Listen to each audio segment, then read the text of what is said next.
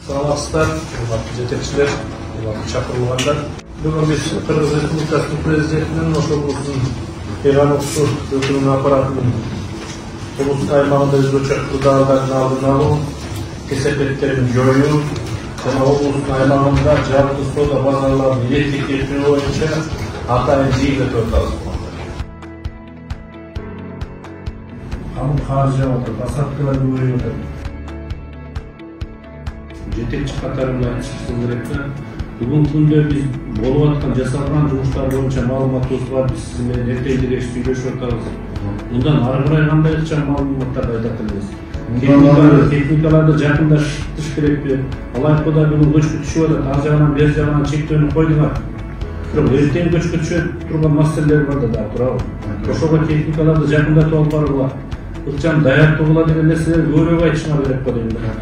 Bütün teknikalарды жол тейлөө ишчанасы менен препарация болгон, бүгүнкү күндө даяр. Сиз айтышыңыз керек.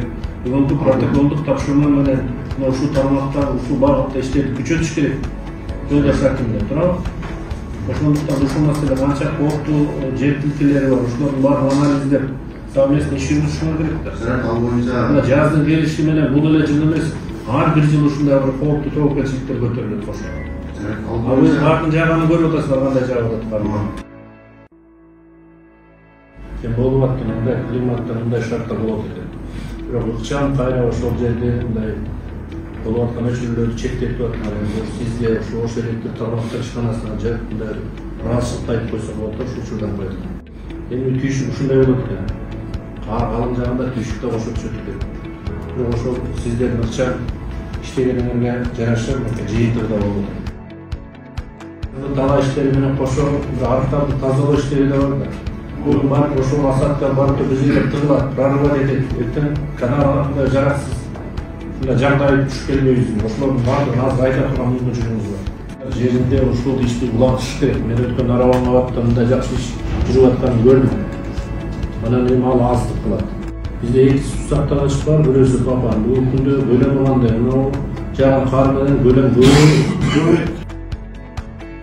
Канча техника ал жерден даярсыңар, эртең көчкү түшсө канча техниканы да жакындатып турган мүмкүнчүлүгү бар. Жол каймыл кызматы бүгүнкү күндө жалпы ошол облусу боюнча тайгак болуп турду. Мындай подсыпка болуп атпы, ишке салуу жокпу? азыр мындай көйгөйлөр жок. Энергетик материал Себилууда.